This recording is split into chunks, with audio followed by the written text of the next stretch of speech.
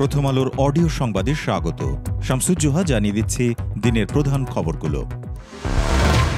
রাজধানীর ever care হাসপাতালে চিকিৎসাধীন বিএনপির চেয়ারপারসন খালেদা জিয়া বর্তমানে স্থিতিশীল আছেন বলে জানিয়েছেন তাঁর ব্যক্তিগত চিকিৎসক ডাক্তার AZM জাহিদ হোসেন। তিনি বলেন, এয়ার অ্যাম্বুলেন্স প্রস্তুত আছে, তবে খালেদা জিয়া বিদেশে চিকিৎসা নিতে যেতে পারবেন কিনা তা পুরোপুরি নির্ভর করছে তাঁর শারীরিক অবস্থার উপর। এটাই এখন সবচেয়ে গুরুত্বপূর্ণ বিষয়।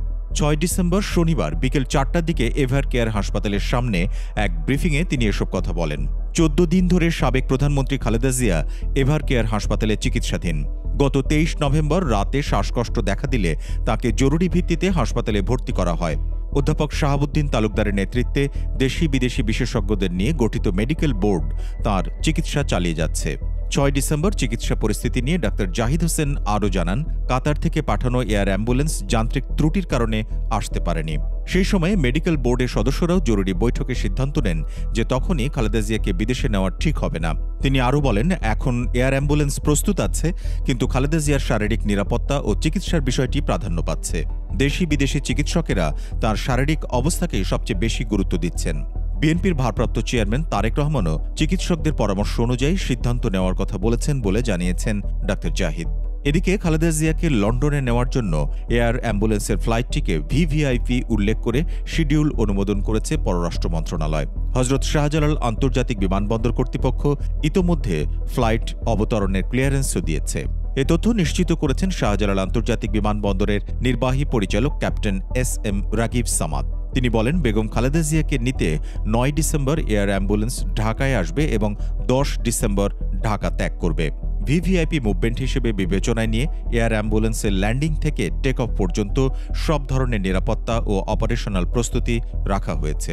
প্রয়োজনীয় রুট ও অবতরণের সময় চূড়ান্ত নিশ্চিতকরণ পাওয়া মাত্র সংশ্লিষ্ট ইউনিটগুলো সক্রিয় হয়ে উঠবে। বিএনপি চেয়ারপারসন ও সাবেক প্রধানমন্ত্রী বেগম খালেদা জিয়ার মেডিকেল বোর্ডের অনুমতি মিললেই কাতারের রয়্যাল এয়ার অ্যাম্বুলেন্স ঢাকার উদ্দেশ্যে রওনা দেবে।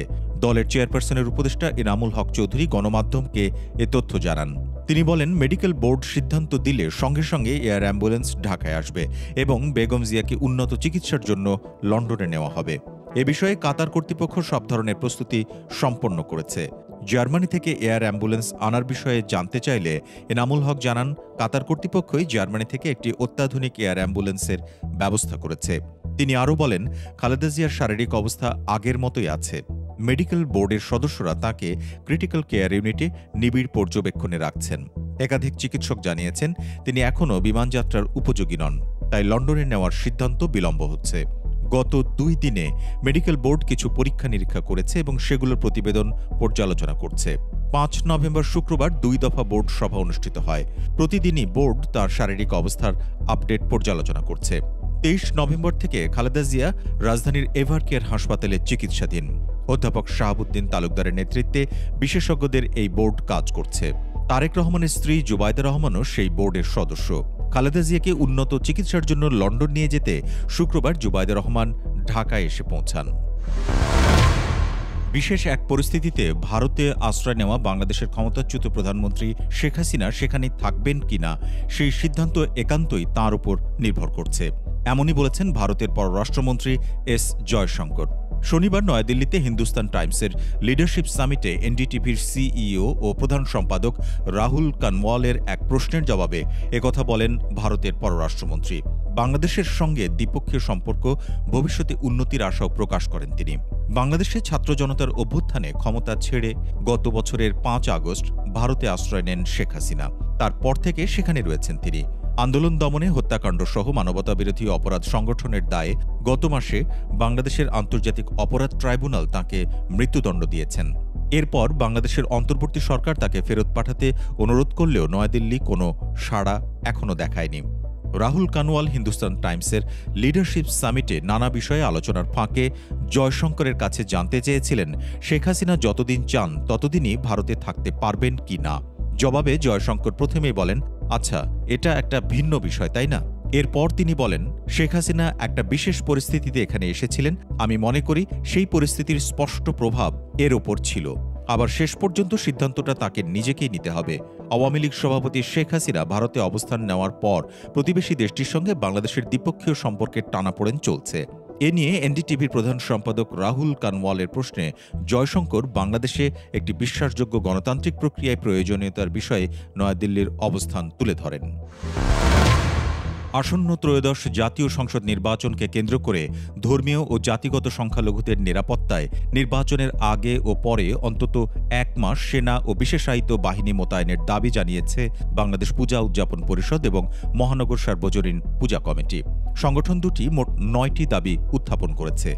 6 ডিসেম্বর শনিবার সকালে রাজধানী সিডাপ মিলনায়তনে ত্রয়োদশ জাতীয় সংসদ নির্বাচন ও আমাদের প্রত্যাশার শীর্ষক মতবিনিময় সভায় এই দাবিগুলো তুলে ধরা হয়। সভায় লিখিত বক্তব্য উপস্থাপন করেন মহানগর সার্বজনীন পূজা কমিটির সভাপতি জয়ন্ত কুমার দেব। লিখিত বক্তব্যে বলা হয়, নির্বাচনের সময় সংখ্যালঘুদের অতীত অভিজ্ঞতা অত্যন্ত বেদনাদায়ক। একমাত্র ব্যতিক্রম ছিল 2008 সালের নির্বাচন। স্বাধীনতার পর থেকে প্রায় সব নির্বাচনে নির্বাচন পূর্ব ও নির্বাচনোত্তর সময়ে ধর্মীয় সংখ্যালঘুরা হামলা ও নির্যাতনের শিকার হয়েছেন। আরও বলা হয়, নির্বাচনী প্রচারণায় নিয়মিতভাবে ধর্মকে ব্যবহার করা হয়। সম্প্রদায়গত ঘৃণা ও বিদ্বেষ ছড়িয়ে সহিংসতা তৈরি হয়। পরাজিত দল যেমন হামলা করে, অনেক ক্ষেত্রে বিজয়ী দলও হামলায় জড়িত থাকে। আর এসব সহিংসতার প্রধান শিকার হন ধর্মীয় ও জাতিগত সংখ্যালঘুরা। এই ছিল এখনকার মতো। প্রথম আলোর অডিও সংবাদ শুনুন আমাদের ইউটিউব, ফেসবুক পেজ এবং prothomalo.com-এ।